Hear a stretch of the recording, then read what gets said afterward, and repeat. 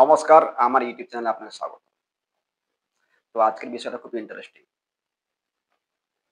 আপনি নিশ্চয়ই জীবনে প্রেম করেছেন। প্রেমটা এমন পর্যায়ে চলে গেছে যে আপনার প্রিয় মানুষটা আপনাকে আর পাত্তা দিচ্ছে না। খুব টেনশনে আছেন, খুব সমস্যার মধ্যে আছেন, খুব ডিপ্রেশনে আছেন। কি করবেন? দেখুন, অ্যাকচুয়ালি আমাদের লাইফে প্রেম আসে। আমাদের যে ব্রেইনটা আছে না বস, ও সবসময় চায় একটা নতুনত্ব কিউরিওসিটি। যখন কোনো মানুষকে আপনি সহজে পেয়ে যাবেন বা ও যদি আপনাকে সহজে পেয়ে যায়, কিছুদিন চলার পরে দেখবেন একে অপরকে অটোমেটিক দূরত্ব বাড়তে থাকবে। তখন আবার তৃতীয় জনকে ভালোবাসতে শুরু করবে। যাকে ভালোবাসতে শুরু করবে সে কিন্তু ওকে পাত্তা দেয় না। ব্যাপারটা চিন্তা করবেন। আপনি আপনার প্রেমিকের কাছে সহজলভ্য হয়ে গেলেন। আপনি জানেন মানুষের লজিক, হিউম্যান লজিক, যে আপনি কিছু জিনিস সহজে পেয়ে গেলে তার আপনি কদর করেন না। স্বাভাবিকভাবে যদি কোনো মেয়ে আপনাকে সহজে পেয়ে যায় বা আপনাকে ভালোবেসে ফেলেছে খুব সহজে, তো সে প্রেম দীর্ঘস্থায়ী হয় না। অলরেডি আপনার মধ্যে সমস্ত কিছু পেয়ে গেছে। তখন কিছুদিন প্রেম করার পর ও কিন্তু আরেকজনকে ওর ভালো লাগতে শুরু করবে। তাকে ভালো লাগতে শুরু করবে যে ওকে পাত্তা দেয় না। এই যে কিউরিওসিটি, ও কেন আমাকে পাত্তা দিচ্ছে না? তুমি এদিকে প্রেম করে ডিপ্রেশনে ভুগছো যে আমার পার্টনার আমাকে পাত্তা কেন দিচ্ছে না। তুমি তোমার নিজের ১০০% দেওয়ার চেষ্টা করছো। প্রতিনিয়ত ফোন করছো। ওর জন্য দামি গিফট দিচ্ছ। কিন্তু কিছুতেই তার মন গলছে না। হ্যাঁ, গলবে না। কারণ ও আবার অন্য কাউকে মন দিয়ে ফেলেছে। যা যে ওকে কিন্তু সহজে পাত্তা দেয় না। এ একটা কিউরিওসিটি ব্যাপারটা, এ একটা লজিক। আপনি ব্যাপারটা বোঝার চেষ্টা করবেন। আপনি যাকে সহজে পেয়ে গেলেন, ধরুন আপনি কোন জিনিস সহজে পেয়ে গেলেন, তার কোনো কদর কদর করবেন? কদর করবেন না। যেটা আপনি খুব পরিশ্রম করার পর যদি পেয়ে থাকেন তো অবশ্যই কদর করবেন। জিনিসটাও সেম সিস্টেম হয়ে গেল। কোন মেয়ে যদি আপনাকে খুব সহজে পেয়ে যায়, সে কিন্তু আপনাকে আস্তে আপনাকে ইগনোর করতে শুরু করবে এবং করবে। তখন সে অন্যজনের প্রতি প্রেমে পড়ে যাবে। অন্যজন কে যে ওকে পাত্তা দেয় না, যে ওকে পাত্তা দিচ্ছে না। ওর মধ্যে কিউরিওসিটি কাজ করছে যে কেন আমাকে পাত্তা দিচ্ছে না? আমার মধ্যে কি এমন কম আছে যে ও আমাকে পাত্তা দিচ্ছে না? এইজন্য ওর সঙ্গে ও ঘনিষ্ঠভাবে মেলামেশার চেষ্টা করবে এবং ওর প্রেমে পড়ার চেষ্টা করবে। এবং আপনার আপনার থেকে আস্তে কিন্তু ডিসট্যান্স তৈরি হবে। তো এই অবস্থায় আপনি কি করবেন? এই অবস্থায় স্বাভাবিকভাবে সবাই কি করে? ডিপ্রেশনে চলে যায়, মানসিকভাবে ভেঙে যায়, বিভিন্ন প্রকার সমস্যার সম্মুখীন হয়।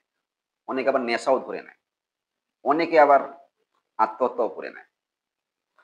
এইগুলো করবেন না, ভুল করছেন। ও যখন আপনাকে ইগনোর করতে শুরু করবে দেখে আপনি কিছু লক্ষণ দেখলে বুঝতে পারবেন, তখন আপনিও কিন্তু আস্তে ডিসট্যান্স মেনটেন করবেন। আপনিও ইগনোর করা শুরু করবেন।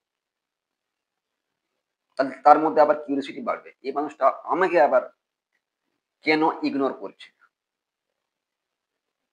ওর মধ্যে এটা স্বাভাবিক একটা কিউরিওসিটি আসবে। যে মানুষটা আমাকে ১০ বার ফোন করতো, সে একবার হলেও ফোন করছে না।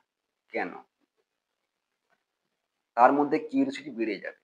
কিন্তু আপনি যদি ওকে বারবার ফোন, বারবার মেসেজ বা দেখা করার প্রস্তাব দেন বারবার, যখন আপনি ইগনোর করবে, তখন আপনি যদি বারবার ফোন করেন, বারবার এসএমএস করেন, ও কিন্তু আপনাকে পাত্তা দেবে না।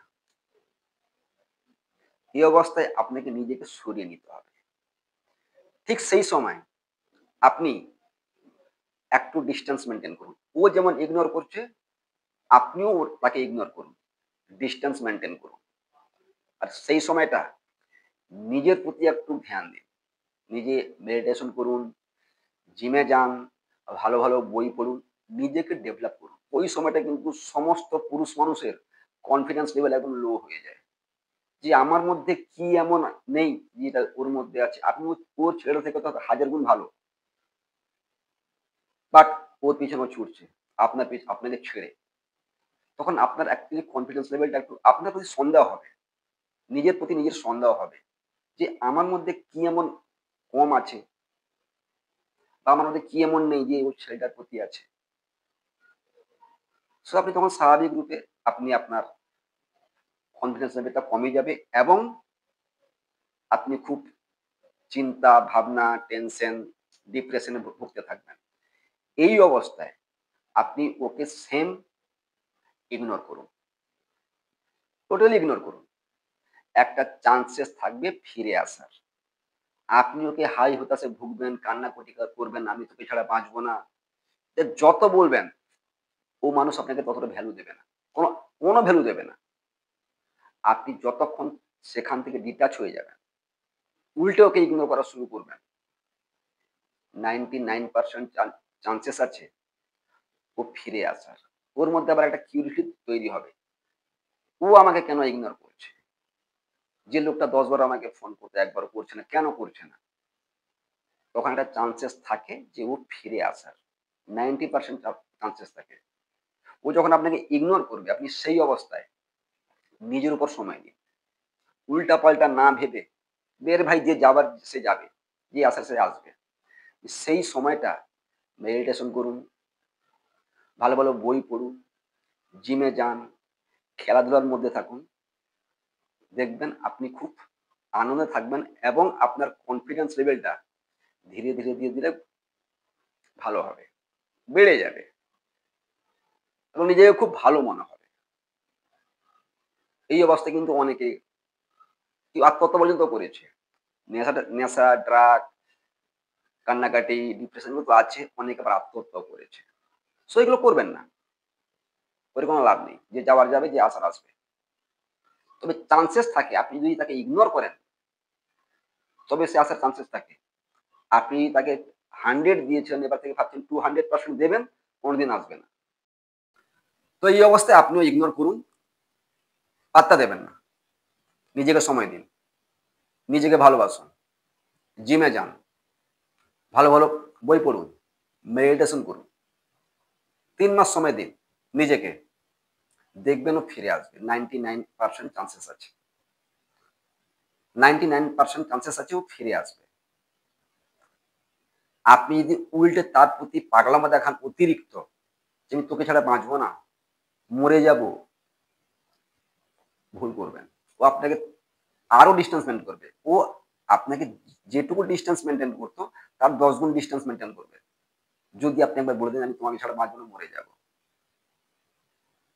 সো আপনি এই অবস্থায় একদম ডিস্টেন্স মেনটেন করুন।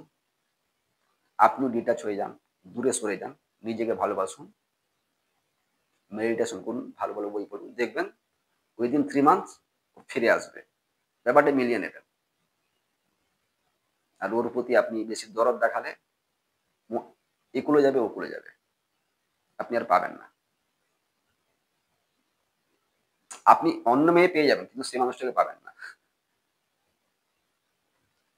সো যে ভিডিওটা যদি আপনার হেল্পফুল মনে হয় তো লাইক, শেয়ার, সাবস্ক্রাইব করবেন।